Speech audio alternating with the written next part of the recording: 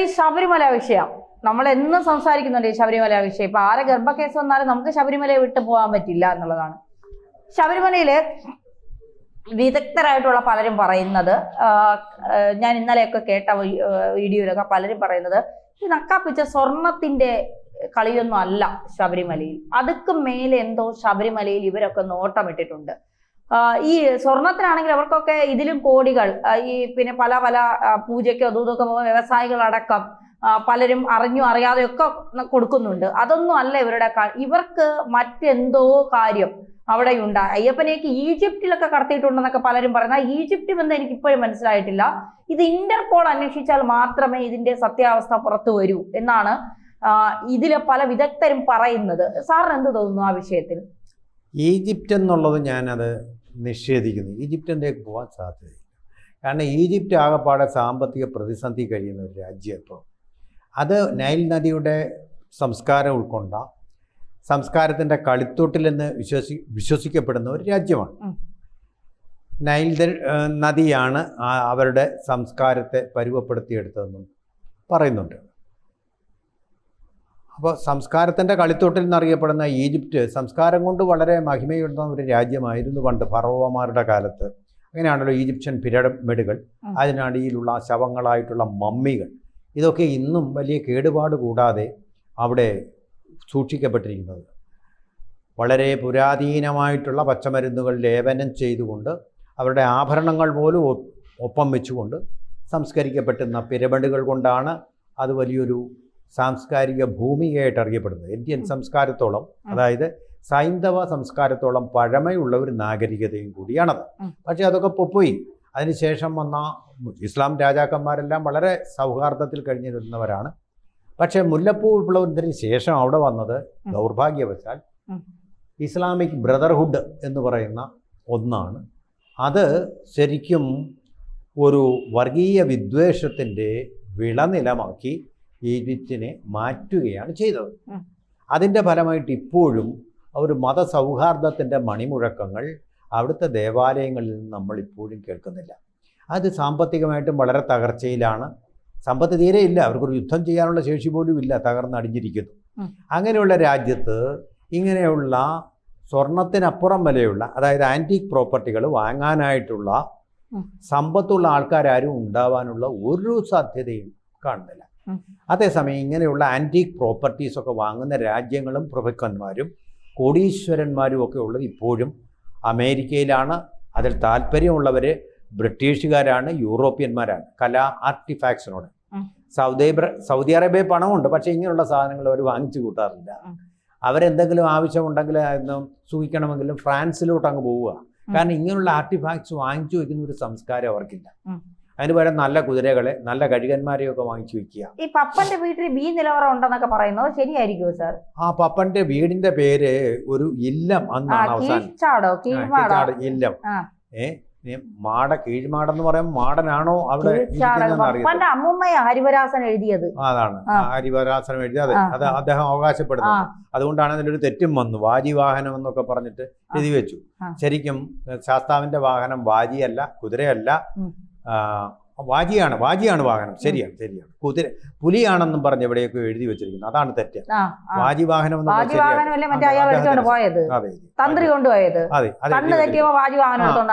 കൂടാതെ എന്തോ സംസ്കൃതത്തിൽ എന്തോ ഒരു തെറ്റുണ്ടെന്നുള്ള അതൊരു നിരൂപണം ഇടക്കാലത്ത് വന്നിരുന്നു. അത് പിന്നെ തിരുത്തിയൊക്കെ ചെയ്തെന്ന് തോന്നുന്നു. എന്തും ആയിക്കോട്ടെ, നല്ല കാര്യം. നല്ലൊരു, എന്തായാലും അയ്യപ്പൻ ഉറങ്ങാൻ വേണ്ടിയിട്ടുള്ള അതിൻ്റെ രാഗലയങ്ങളിൽ സൃഷ്ടിക്കപ്പെട്ട തട്ടിക്കൊണ്ട് പോകാൻ പറ്റും. അതെ.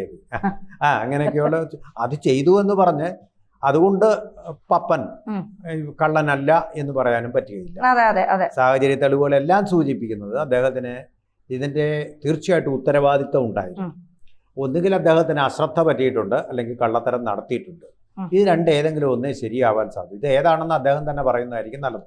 അല്ല, മാപ്പ് ചോദിക്കണം. രണ്ടായാലും മാപ്പ് ചോദിക്കുകയല്ല, കള്ളമാണെങ്കിൽ ജയിലിൽ പോയി കിടക്കുകയും ചെയ്യണം കള്ളത്തരം കാണിച്ചെങ്കിൽ.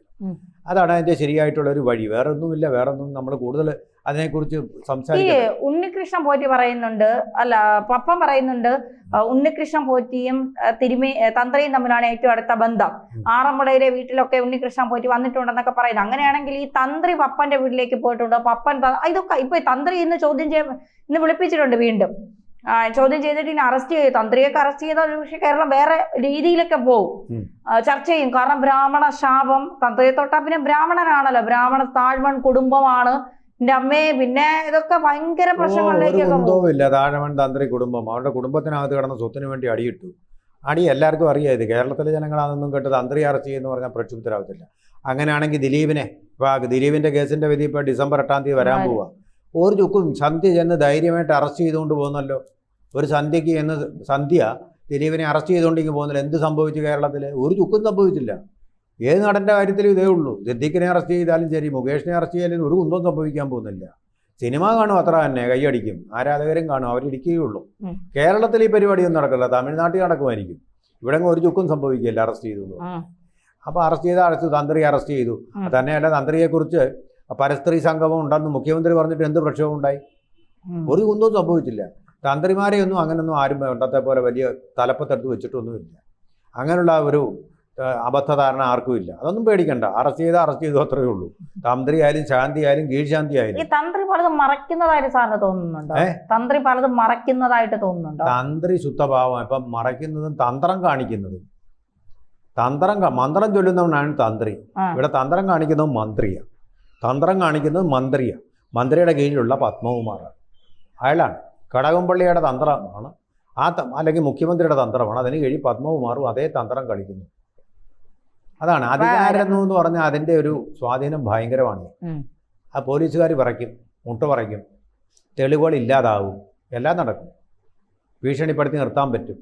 അത് വലിയൊരു അധികാരമെന്ന് പറയുന്നത് വലിയ ഒരു നമ്മുടെ ശരിക്ക് പറഞ്ഞു കഴിഞ്ഞാൽ ശബരിമലയിലുള്ള ഈ സ്വർണം ഉണ്ടല്ലോ, സ്വർണത്തിനേക്കാൾ വിലയുള്ളൊരു സാധനമായിരിക്കും അധികാരം. അങ്ങനെയാണ് അധികാരം കൊണ്ട് ഇവർ നേരിടുന്നത് CPM. അതെങ്ങനെ ഉപയോഗിക്കണം, ദുരുപയോഗിക്കണം, കൃത്യമായ പാഠങ്ങളുണ്ട്. ഇനി CR നീലകണ്ഠൻ പറഞ്ഞ ഒരു കാര്യം പറയാം. CR നീലകണ്ഠൻ്റെ ഒരു ബന്ധു അവിടെ മേൽശാന്തിയായിരുന്നു. ഈ മേൽശാന്തി എന്നൊക്കെ പറഞ്ഞാൽ എന്താ ഇത്ര ദക്ഷിണയാണ് കിട്ടുന്നതെന്നറിയുമോ? നമ്മൾ കോടിക്കണക്കിന് രൂപയുടെ ദക്ഷിണയാണ് കിട്ടുന്നത്. അതാണ് സീസൺ സമയത്ത് അവിടെ പോകാൻ അവർക്ക് താല്പര്യം. അതുകൂടാതെ അതിനകത്ത് സാമ്പത്തിക വിദഗ്ധനല്ലേ? സാമ്പത്തിക വിദഗ്ധനല്ല, പരിസ്ഥിതി വിദഗ്ധനാണ്. പക്ഷേ എല്ലാ കാര്യങ്ങളും പറയും. കലക്ട്രോണിലെ ജീവനക്കാരനാണ്. നമ്മുടെ ചർച്ചകളിലൊക്കെ വന്നിട്ടുള്ള ആളാണ് CR നീലകണ്ഠൻ. അപ്പോൾ അദ്ദേഹം പറയുന്നത് ഈ ശബരിമല എന്ന് പറയുന്നത് ഗവൺമെൻറ്റിൻ്റെ ഒരു ATM കാർഡാണ്. ATM എനി ടൈപ്പ് പണി കാർഡില്ലേ, കാർഡിട്ട് നമ്മൾ പണം എടുക്കത്തില്ലേ ATM മെഷീനിൽ നിന്ന്, അതിനുള്ള സ്ഥാപനം. അല്ലെങ്കിൽ മലയാളത്തിൽ ശരിക്കും മനസ്സിലാവുന്ന ഭാഷയെ പറഞ്ഞാൽ ഒരു കറവ പശുവാണ്. എപ്പോൾ വേണമെങ്കിലും ചെന്ന് കറന്നെടുത്ത് കൊണ്ടുവരാം. അതുപോലത്തെ ഒരു കറവ പശുവായിട്ടാണ് ഗവൺമെൻറ് ഇതിനെ കണക്കാക്കുന്നത്. ആര് പറഞ്ഞതാ? അവിടെ ശ്രീകോവിലിനകത്തിരിക്കുന്ന മേൽശാന്തി പറഞ്ഞത്. CR നീലകണ്ഠൻ്റെ ബന്ധുവായിട്ടുള്ള മേൽശാന്തി പറഞ്ഞ കാര്യമാണ്. അങ്ങനെയാണ് ഇത് ഉപയോഗിക്കുന്നത്. അപ്പോൾ അതങ്ങനെ ഉപയോഗിച്ചുകൊണ്ടിരുന്നു. പക്ഷേ ഇതിനും അപ്പുറമുള്ള ഉപയോഗങ്ങളിലേക്ക് ഉപയോഗിക്കാമെന്ന് പിണറായി വിജയൻ സർക്കാർ കണ്ടെത്തി. അപ്പോൾ ഈ സ്വർണം കൊണ്ടുപോയിട്ട് സുഭാഷ് കപൂർ വഴി ദുബായിലേക്ക്, പിന്നെ വിദേശ രാജ്യങ്ങളിലേക്ക്, അവിടെയൊക്കെ സെയിൽസ് ഈ ആൻറ്റീക്കിന്, അപ്പോൾ സ്വർണത്തിൻ്റെ അല്ല വില, ആൻറ്റീക്ക് പ്രോപ്പർട്ടി എന്ന് പറഞ്ഞാൽ ഡയമണ്ടിനേക്കാളും വജ്രത്തിനേക്കാളും ശരിക്കും പറഞ്ഞാൽ പ്ലൂട്ടോണിനേക്കാളും വളരെ യുറേനിയത്തിനേക്കാളും വിലയുള്ളൊരു വസ്തുവാണ് ഈ ആൻറ്റീക്വിറ്റി. കാരണം കാലത്തെ നമുക്ക് നിർമ്മിച്ചെടുക്കാൻ കഴിയില്ലല്ലോ. കാലത്തിന് നമ്മളെ നിർമ്മിച്ചെടുക്കാൻ പറ്റും, പക്ഷേ കാലത്തെ നമുക്ക് നിർമ്മിച്ചെടുക്കാൻ പറ്റുമോ? ഒരു 4000 വർഷത്തെ പഴക്കം അങ്ങനെ മോൺസൺ മാവുങ്കൽ അങ്ങനെ കാണിച്ചു കൊടുത്തല്ലേ, അങ്ങനെ പഴക്കം. ശബരിമല ചെമ്പോലയ്ക്കും ഒക്കെ അങ്ങനെ ബിസിനസ് അങ്ങനെ ഡീല് നടത്തി. അതെ അങ്ങനെ നടത്തി. അത് അങ്ങനെയൊക്കെ നടത്തും. മോൺസൺ മാവുങ്കലേ ഉള്ളൂ. പക്ഷേ അവിടെ കണ്ടുപിടിക്കും. കാർബൺ ഡേറ്റിംഗ് എന്നൊരു സമ്പ്രദായമുണ്ട്, അറിയാമോ? Carbon dating. ആ കാർബൺ ഡേറ്റിംഗ് ഉപയോഗിച്ച് കഴിഞ്ഞാൽ നിങ്ങൾക്ക് ഇതിന്റെ പഴക്കം കണ്ടുപിടിക്കാം. അതിൻ്റെ ഒരു DNA ആണത് ശരിക്കും പറഞ്ഞാൽ കാർബൺ ഡേറ്റിംഗ്. കറക്റ്റായിട്ട് ഇതിന് ആൻറ്റിക്വിറ്റി ഉണ്ടോ എന്ന് കണ്ടുപിടിക്കാം. ഈസി ആയിട്ട് മോൺസൺ മാവുങ്കലിനെ കൊടുക്കാവുന്നേ ഉള്ളായിരുന്നു ചെമ്പലയുടെ കാര്യത്തിൽ. നമ്മളതിന് വേണ്ടിയിട്ട് പോയില്ല. ആ കള്ളനെയൊക്കെ പിടിച്ചിട്ട് നമ്മൾ രാഷ്ട്രീയക്കാർ പോവാ, എന്തെല്ലാം തമാശകളാണ് നമ്മൾ നടത്തിയത്. അപ്പോൾ അതുകൊണ്ട് ഇതിനപ്പുറമുള്ള എന്തോ ഒരു ഉപയോഗത്തിന് വേണ്ടി ഇത് ഉപയോഗിച്ചിട്ട് ഇപ്പോൾ ഇരിക്കുന്ന ഒക്കെ ഡ്യൂപ്ലിക്കേറ്റ് ആണോ എന്നൊരു സംശയം കൂടിയുണ്ട്. അതുകൊണ്ട് തീർച്ചയായിട്ടും CR നീലകണ്ഠൻ ആവശ്യപ്പെട്ടതുപോലെ തന്നെ ഇന്റർപോളിൻ്റെ അതുപോലെ നമ്മുടെ ഏജൻസി ആയിട്ടുള്ള NIA-യുടെ ഒരു ഒക്കെ സഹായത്തോടു കൂടിയ ഒരു സമഗ്രമായ അന്വേഷണം ആവശ്യം തന്നെയാണ്.